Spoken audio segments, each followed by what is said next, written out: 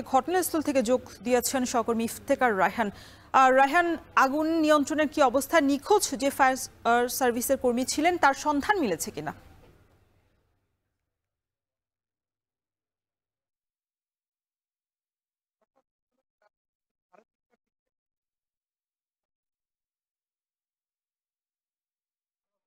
যখন তারা আগুন নেভানোর প্রস্তুতি নিচ্ছিলেন, ঠিক সে সময় গুদামের ভেতরে প্রবেশ করার সঙ্গে সঙ্গে কিন্তু সেখানে একটি বিকট শব্দে একটি বিস্ফোরণের ঘটনা ঘটে এবং এই বিস্ফোরণে এখন পর্যন্ত আমরা যে তথ্য পেয়েছি, ফায়ার সার্ভিসের 5 জন সহ মোট 6 জন দগ্ধ হয়েছেন এবং সেই 6 জনকে এখন উন্নত চিকিৎসার জন্য প্রথমে শহীদ আহসানুল মাস্টার জেনারেল হাসপাতালে নেওয়া হয়, পরে সেখান থেকে নিয়ে যাওয়া হয় যে গাজীপুর জেনারেল হাসপাতালে নেওয়া হয়, পরে সেখান থেকে নিয়ে যাওয়া হয় যে গাজীপুরের ঢাকার যে বার্ন ইনস্টিটিউটে। এবং কিছুক্ষণ আগে তারা জানিয়েছেন যে জয়কে পাওয়া গেছে এবং সে দগ্ধ অবস্থায় তাকে হাসপাতালে প্রেরণ করা হয়েছে।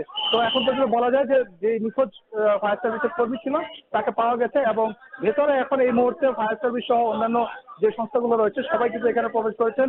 ঢাকার শুধুমাত্র টঙ্গী নয়, উত্তরা এবং পূর্বীটোলা সহ মোট 7টি ফায়ার সার্ভিসের ইউনিট এখানে একযোগে কাজ করছেন এবং যেহেতু ভেতরে দাহ্য পদার্থ রয়েছে এবং আমরা যতটুকু জানতে পেরেছি এখানে লবণ, হাইড্রো সহ বেশ কিছু দাহ্য পদার্থ রয়েছে যেগুলো কেমিক্যাল মূলত ওয়াশিং প্ল্যান্ট গুলোতে ব্যবহার করা হয়ে থাকে।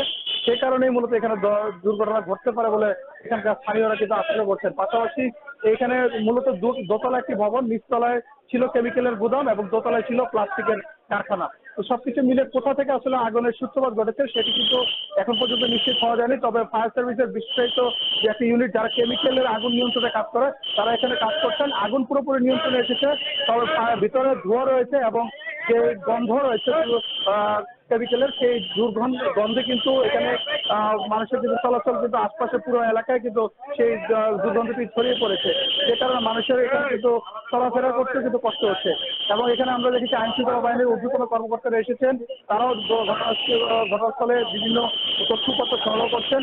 তবে কোথা থেকে আসলে কিভাবে এই দুর্ঘটনাটি ঘটছে সেটি কিন্তু পরবর্তী তদন্ত সাপেক্ষেই বলা যাবে। এবং যেহেতু এটি একটি কেমিক্যালের গুদাম এবং এই কেমিক্যালের গুদামটি আসলে কোনো ধরনের নিয়ম মেনে এবং অনুমোদন রয়েছে কিনা সেগুলো কিন্তু তদন্ত করে দেখা হবে বলে আইন শৃঙ্খলা বাহিনীর পক্ষ থেকে জানানো হয়েছে।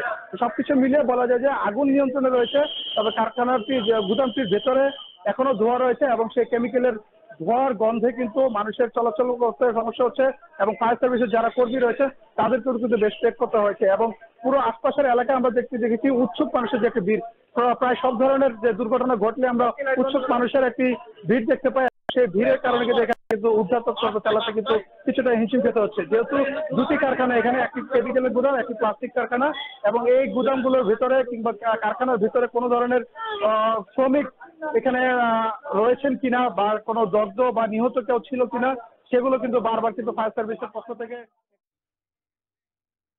গাজীপুরে কেমিক্যাল গোডাউনে লাগা আগুনের সবশেষ খবর জানাতে আমাদের সাথে যুক্ত হয়েছিলেন সহকর্মী ইফতেখার রায়হান।